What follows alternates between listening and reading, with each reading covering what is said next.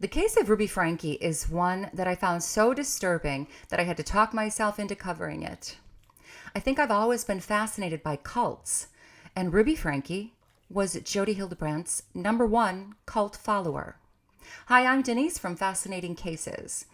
I try not to let hate into my heart, but I strongly dislike these two women, especially Ruby, because it was her two children that were severely tortured. These two winners are sitting in jail, and I hope they serve nice long sentences. We shall see. A parole hearing comes up in December of 2026, and it will determine the exact length of their sentences. Ruby and Kevin Franke started vlogging their family life in 2015. Anything that the 6 kids did, good or bad, was put on YouTube. Bra shopping, the latest bout of acne, a bad grade at school was all up for public consumption. And the Channel 8 Passengers was very successful with millions of followers. Of course, Ruby tried to come off as the perfect mother, but soon her parenting methods and her disciplinary actions came into question. The family lived in Utah, and they were members of the LDS Church of Latter-day Saints. One of Ruby's parishioners, that was funny. One of Ruby's punishments was withholding food or the threat of missing meals, no sneaking snacks. And this is a terrible idea. Almost every website I consulted said withholding food from children is considered a cruel and abusive punishment. It creates an unhealthy relationship between kids and food, and they can become worried about food and hide food. For example, Ruby's 2 sons were wrestling, but if they didn't stop, no dinner. And her 4-year-old daughter forgot her lunch at school. The teacher called Ruby and said, "Your daughter's hungry." But Ruby said, "Who cares? It's a good lesson," she thought. The girl was 4 years old. So the natural outcome is she's just going to need to be hungry. And hopefully nobody gives her food. And Ruby was putting this all on her vlog.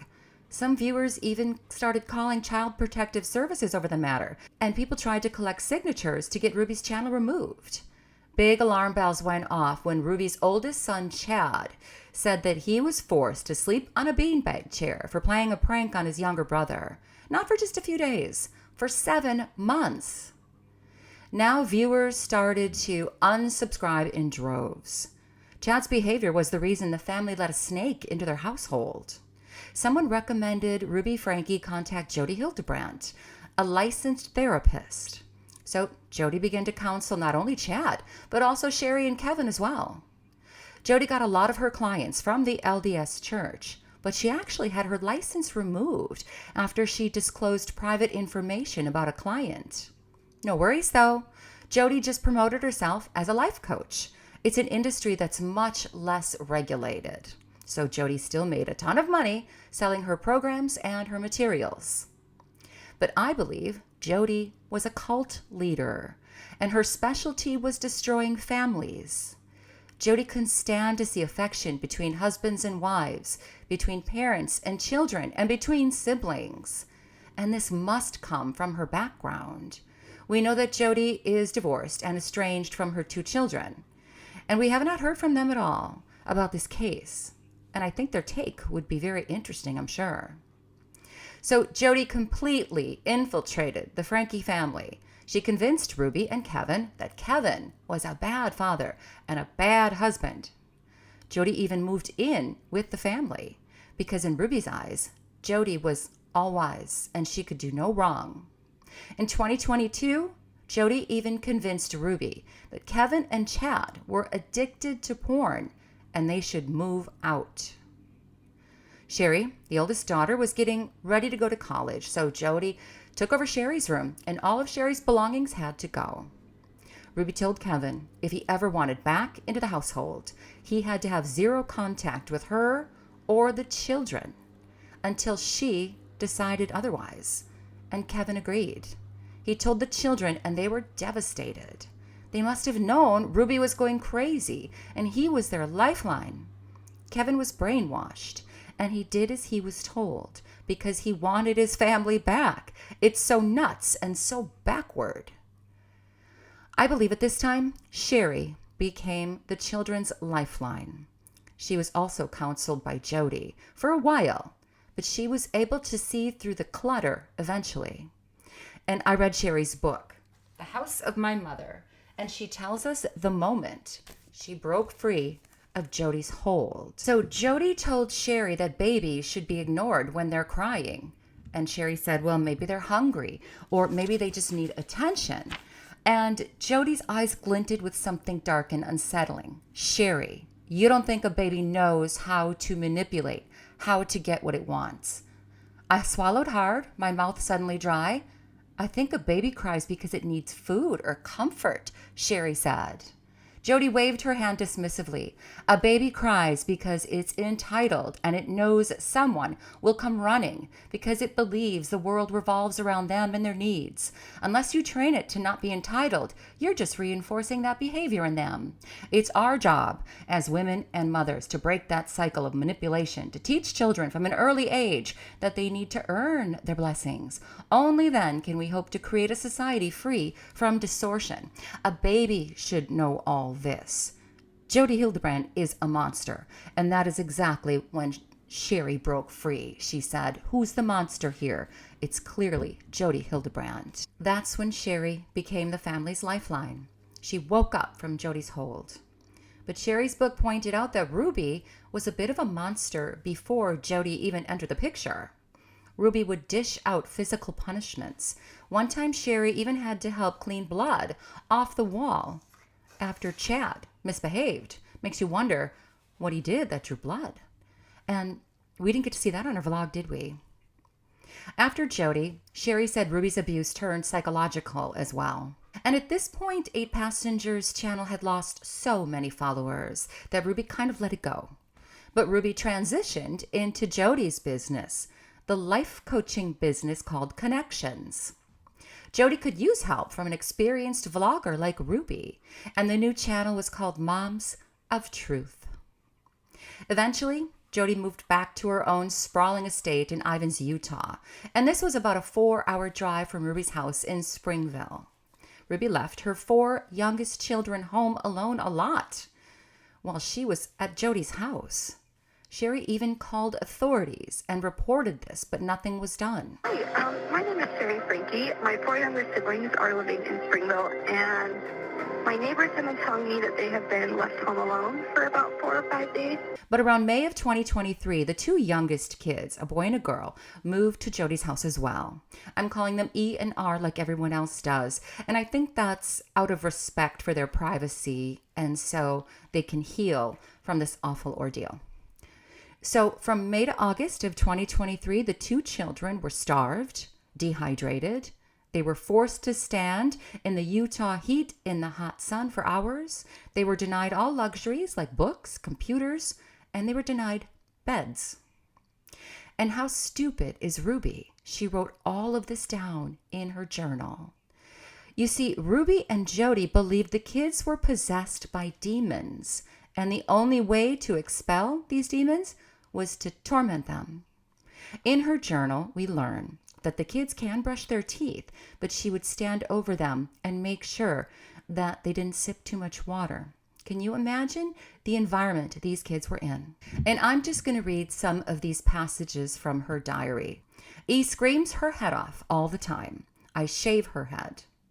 Both E and R are pooping and peeing themselves. These kids are 9 and 12 years old. I believe this is how they rebelled, a way to get back at Ruby, and maybe also a way to get in the shower. I just don't know. Here's another one. I pinched R's nose and mouth so he couldn't breathe. E stole a drink from the hose. R says he wants to go to jail. I tell him it's only because he wants to sit in an air-conditioned car. You see, Ruby told the kids that they were so bad that if they weren't with her, they would go to jail. And I think probably R started to prefer jail. Here's more.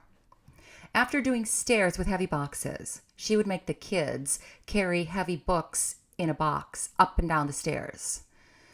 So after doing stairs with heavy boxes, E took a break on a bench. I told her I would bring her dinner, and I brought her an empty plate. Now, these incidents are all happening in July, and here's another dandy. E was forced to carry heavy boxes up and down the stairs, and then Ruby let her sit on a bench. But if E moved or fidgeted, it was back to the boxes, and Ruby watched her. And after an hour, she fidgeted a little, and Ruby said, "Go back to the boxes." The kids both picked their noses until they bled. I think these children were screaming for help. R ran away from Jodi's house for the first time in July on the 15th in 2023. Ruby realized he was gone, and Jodi and Ruby took off in each other's cars looking for him. It was in the middle of the night. I will read this passage to you. "Please, please, Father, answer now. I've done everything you've asked. Protect me, protect Jodi, protect us, protect us." I heard in my head go right. I went left and all the way down to the roundabout on the main street to rule it out and make sure he hadn't reached the main road yet. No sign of R. I turned back to go down the dip and then turn right. "Father, Father, Father, hear me now." I go right, then right again. This road doesn't look familiar. I speed up to cover as much road as I can, racing the sun, racing the devil. Then I see R walking on the left side of the road. I call Jodi to let her know. I turn the car around and stop. I get out of the car. R is shocked to see me. "Get in the car." "Are you shocked to see me?" R nods and says yes. Poor R. He got caught. So Jodi was looking to sell her house in Ivins, Utah, and buy some land in the middle of nowhere for her and Ruby and the 2 kids. They wanted to isolate those children. I'm not sure what they planned to do with the 2 middle girls. And Kevin, of course, was still MIA. I think if they had moved those 2 youngest kids out into the middle of nowhere, they would be dead. The kids can no longer wear shoes because they might run away. Then, on August 30th, it's the big day. This is the day of rescue. R escapes Jodi's house and goes to the neighbors for help, and it's all on video. He rings the doorbell and begins to walk away before a kindly man answers the door. Really looking to do 2 favors. Well, what are they? Taking me to the nearest police station. Well, actually, just one's fine. What's going on, son? Have a seat there. And then he calls police. If R had not run away, I think those kids would be dead. Now I'm going to read from the police report that man wrote down for the police. R came up and needed a favor. He asked to be taken to the nearest police station. The boy was in socks, no shoes, walking on hot asphalt on our long rock driveway. I told him to sit down on one of our patio chairs by the front door. So R wanted to go to the police station. Remember, Ruby kept threatening him that he could go to jail? Well, that's where he wanted to go, to get away from her. I asked him about the duct tape around his ankles, and he said it was personal business, but that it was his fault. So R is thinking that all of this, all of his torture, is his own fault. And then finally, there was saran wrap and blood beneath the duct tape, and we discovered he had duct tape around his wrists, hidden by long sleeves. And again, he said, "I got these wounds because of me." It was obvious to us that he had been in bondage. That's the man's police report. It's heartbreaking. R was in terrible condition with the duct tape around his wrists and ankles, covering deep wounds, and he was very skinny. Police went to Jodi's house next to rescue E. And I love these next 2 videos because they show these 2 delusional monster women get caught. Here's Jodi, and the police are at her door. She's on the phone with her lawyer. And why is that? Did she do something wrong? They forced her out of the house. They don't need a search warrant because children are in danger. And that's when they find E in the closet. R is already in the ambulance saying his mom did this to him. Then there's Ruby. She was driving back to Jodi's, probably already alerted by Jodi that the police were onto them. On the way, she calls Kevin. Wow, out of the blue, she's calling Kevin. He's probably so glad and surprised to hear from her. And all she said was, "Go get the children. They need you now." She told him where the children were. Ruby was put in handcuffs by the officers, and her face. I love looking at her big, fat face. She's in shock. She doesn't look anything like that shiny, happy, perfect mother anymore. She looks like a zombie. At the police station, she looks like she's in a trance. Is it because she realizes how much trouble she's in? After the two are arrested, Ruby's journal is found and the diaries handed over to authorities. Jodi and Ruby know they are shot, and they plead guilty because they know they will be found guilty by a jury. They were each charged with 4 counts of aggravated child abuse, which is a felony, and each of those counts carries a sentence of 1 to 15 years, so they will get as little as 4 years in prison or as much as 60 years in prison. After the arrest, Sherry posted one word, finally, and that was it. Sherry had tried to help. She called police. She called Child Protective Services. She contacted neighbors, and she tried to reach Kevin and Chad, who were both still so brainwashed. But Sherry got nowhere. It was R that saved himself and his sister. I think R should be considered a hero. Kevin was questioned by police, but he said he had no idea what was going on with his kids. I don't think he believed it at first. He was staying away like he was told, and he became slowly unbrainwashed. The 4 youngest kids were put in protective care, but Kevin now has custody of the children, and the family has some animals, and that wouldn't make Ruby very happy, but that's a good thing because animals do the psyche good. The Hulu special about this case, Devil in the Family, was really good and really disturbing. It tells you the full story. I highly recommend it. Kevin says he still has love for Ruby, but she's not welcome in their lives now, and they are divorced. Maybe someday it will be up to the children if they want to have contact with Ruby. Chad thinks Ruby and Jodi should stay behind bars until the youngest at least turns 18. My thoughts. Ruby was in a cult with Jodi. She was brainwashed along with a lot of other clients of Jodi's. But Jodi wanted Ruby all to herself. Cult leaders try to isolate you from loved ones, and they load you up with jargon or canned phrases, and Jodi and Ruby liked the words distortion and truth. A lot of people want to blame Kevin. How could he leave his kids? And it is hard to believe that he could just up and go. I think he was so brainwashed by Jodi that he was going to do whatever she said so he could get his family back, which is so backward. He had had no contact with them for about a year at this point. And one of my biggest questions, too, is what about those 2 middle daughters, A and J? We don't hear a lot about them. But Ruby did mention visits from A and J in her journal. Did they go to Jodi's house? Did they see what was happening with the youngest siblings? Maybe they thought, be careful, or we're next. Were they all moving to Jodi's faraway land together? When will Ruby and Jodi get out of prison? We'll know more in December of 2026 when the parole board decides what their sentences will be. But I hope it's not anytime soon. What happens when Ruby does get out? And I think she will get out. Will she try to reach out to her kids? How can they forget the monster that tortured them? Meanwhile, Ruby is taking college courses in prison to better herself. How nice. And she's a good little inmate. A female inmate in jail with Ruby and Jodi at the time for a while said that the 2 women stayed separate from each other.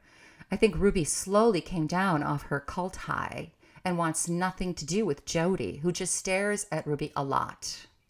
Ruby spent a lot of time crying and taunted by other inmates who asked her why she was eating when she didn't let her kids eat, and why she was sleeping on a bed when she didn't let her kids sleep on a bed.